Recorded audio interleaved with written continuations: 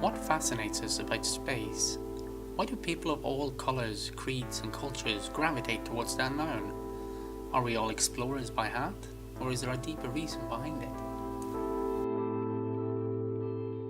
No matter how much we gaze at the night sky, the vast empty void of the universe is difficult to grasp. But despite being out of reach and hard to understand, it still beckons. What makes space so intriguing? Stars make up most of what we refer to as the night sky. It is what lights it all up and creates a beautiful tapestry for us all to behold. Perhaps that sounds poetic, but it doesn't take away from the fact that many of us feel that way. From Galileo to Copernicus to you and I, space is the ultimate source of mysteries. And therein is the answer: mysteries. Mysteries intrigue us as a species. We love to be startled, scared, and creeped out. But as science progresses and our standing scientific models are filled with the tools we need to understand the natural world around us, the unknown of our world shrinks every passing day. Ghosts, afterlife, horoscopes, these are all things that used to amaze people for so long, but now we have a better understanding of our reality.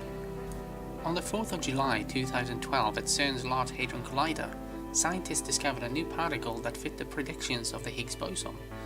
It has been demonstrated to behave, interact and decay as predicted since 1964 by Peter Higgs, using the standard model of particle physics, making it the last and final part to complete the model.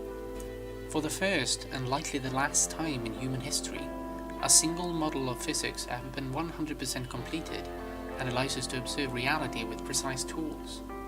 This scientific discovery can be used to definitively disprove everything from horoscopes to ghosts. How that works is too complicated and lengthy to take up in this video, but I'll provide a quick rundown of the basics. To give an analogy that I find useful, imagine the human eye. The human eye consists of particles that we know and understand. The mechanics of those particles are well known to science and are easily observable and manipulated, so we know exactly what an eye can perceive and what it cannot. For our eyes to perceive anything, it has to emit photons. Everything from stars and planets to cars and trees, they all emit photons, particles of light. So, for us to see something, it has to emit photons.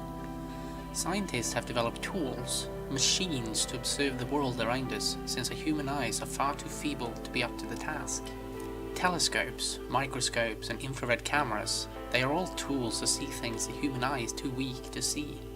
So if something such as a ghost exists, it has to consist of particles as predicted by the standard model of particle physics, because if it doesn't, it means it cannot interact with any of the particles we know of, which means it cannot be observed, least of all by the feeble human eye.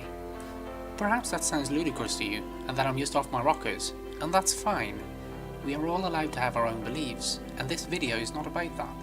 It's about how we as a species are eradicating superstitious and metaphysical mysteries at such a fast pace that there's little left to astonish us anymore. Horror and science fiction films are very entertaining to us because they allow us to be creeped out and at the same time lower our standards of our understanding of reality in favour of feeling amazed. They give us hope for the future, and they also make us scared of things we deep down know we shouldn't be afraid of. But we like it, because it makes our lives a little bit more magical and mysterious. But we all know that characters in films are portrayed by actors. Blood is just a special effect, and none of it happens for real. And I believe that applies to our fascination about space, because it still has such a great potential for mysteries. When we look at the stars, it's someone looking back at us. What's beyond our own solar system? What other life can there be? And what other life is there? Are we the only ones, or are we just a small part of a galactic network of species yet to be noticed by anyone? Space is still largely undiscovered. We've still only discovered 4% of all there is in the universe.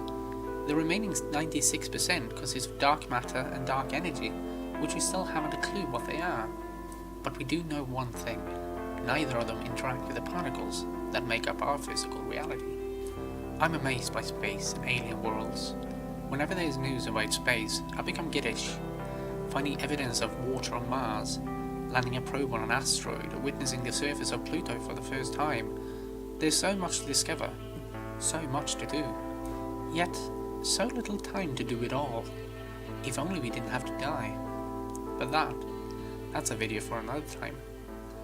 This has been Alexander with some thoughts about space. Cheerio!